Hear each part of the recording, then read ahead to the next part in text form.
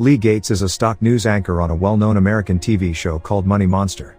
One day, he brought the news about a big company called IBIS whose stock price dropped drastically a few days ago.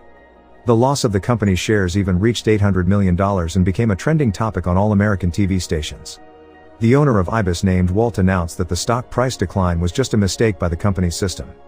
Walt asked all the investors not to panic because now they were trying to fix the error. Hearing Walt's explanation, Lee the presenter then helped to convince the audience that what Walt just said was true. Judging from the track record of the company's stock, which has always gone up for the last 16 years, Lee was sure that the current condition was only temporary. It would be back to its stable state in no time. During the break, the director named Patty said that the next session was supposed to be an exclusive session where Lee would interview Walt in person. But until now, Walt still hasn't arrived and can't be contacted.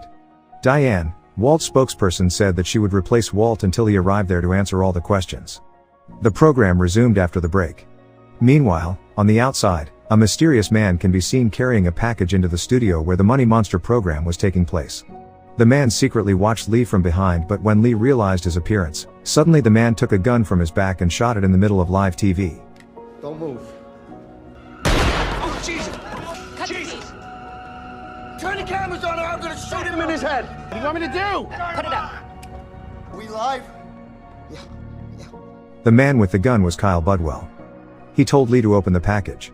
When Lee opened it, he was shocked because the package turned out to be a bomb attached to a vest. Kyle then forced Lee to wear the vest while threatening to shoot him in the head. While Kyle was off guard, Patty hurriedly ordered the crew in the room to get out and call the police. She also tried to calm Lee down and asked him to remain cooperative until the police arrived. Kyle said the reason he did all this was that he felt Lee and the IBIS company had tricked him. On the Money Monster broadcast a few days ago, Lee convinced the audience that the stock price of the company would go up, but in fact, it drastically dropped down. In the end, Kyle, who invested there, lost $60,000. Even though Lee tried to explain that it was all just a system error from the company, Kyle still didn't believe him.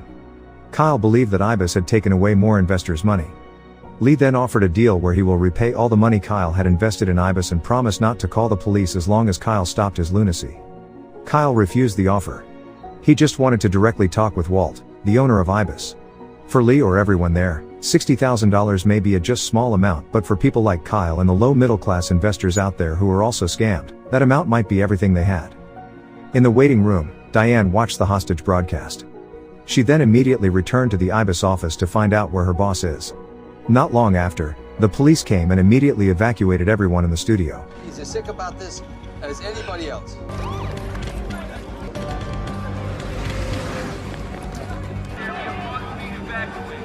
When one of the policemen tried to negotiate over the phone, Kyle got angry and threatened to shoot Lee in the head if the police continued what they were doing. Hearing that, Patty immediately cut off the telephone. On the other hand, news about Lee's hostage-taking had spread all over America, and even media around the world also broadcasted it. When Diane arrived in her office, she asked one of her colleagues to find out where Walt was. She began to feel suspicious about if it was true that the decline in IBIS's stock price was just because of an error in the algorithm system. Why would Walt run away and refuse to meet the investors? In the TV studio, Patty's TV crew reported that Diane was nowhere to be found in the waiting room. She tried to contact the IBIS office many times but got no answers at all. She was so upset she told his assistant named Ron to go to the IBIS office to broadcast a live interview with the company. When he got there, Ron immediately started the broadcast. Diane watched the broadcast from her office and thought if she refused to meet the media, then the company's image would get even worse. Finally, Diane decided to meet Ron outside. She said she was willing to be interviewed by Lee and Kyle as the company representatives. When the broadcast was connected to the studio, Lee then asked Diane to call the programmer who designed the company's algorithm system. But unfortunately, she explained that the programmer was not a Native American. Kyle got mad hearing her response and shot the monitor in front of him while threatening to kill Lee if she couldn't find any solution to the problem within 10 minutes. Everyone in the studio panicked. They tried with all their might to help to find Walt's whereabouts. Amid the panic, Patty got an idea that required Lee to be able to convince and persuade tens of millions of the audiences to invest in the IBIS company stock market, so the stock price would definitely go up again and the money that Kyle invested would definitely be returned to him. Hearing the idea, Lee dared to try it. You to buy IBIS stock because it'll save my life. Every single one of you buys a few shares. A little bit of money, price starts to go up. Then the sky's the limit. Unfortunately, the idea failed.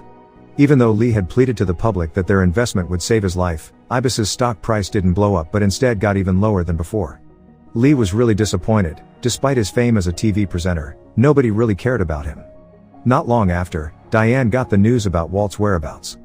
He had returned to America. Diane then rushed to pick him up at the airport.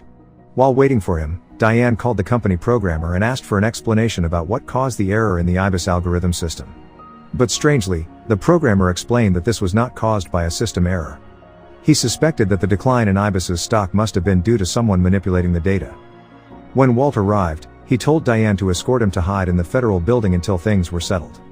It seemed that Walt had got the idea of what was happening all this time. Diane then checked Walt's passport and based on the last written record, he had gone to Africa. Diane passed this information to Patty and informed her that Walt was currently hiding in the federal building.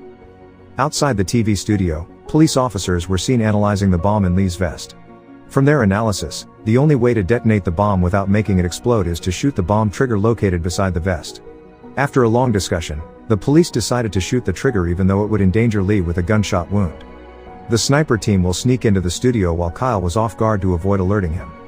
The sniper then would shot Lee's bomb vest while the other police officers prepared to capture Kyle. Only then, the medical team would rush to treat Lee's gunshot wound. After finishing observing the building's blueprint to find the best entryway to access it, the gun squad started an ambush.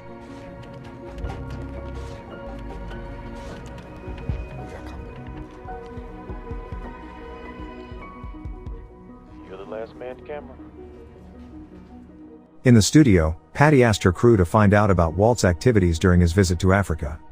She also passed the information from Diane earlier to Lee. Suddenly, Patty got a call from one of her crew who told her that the police were planning to shoot Lee to detonate the bomb by destroying the trigger.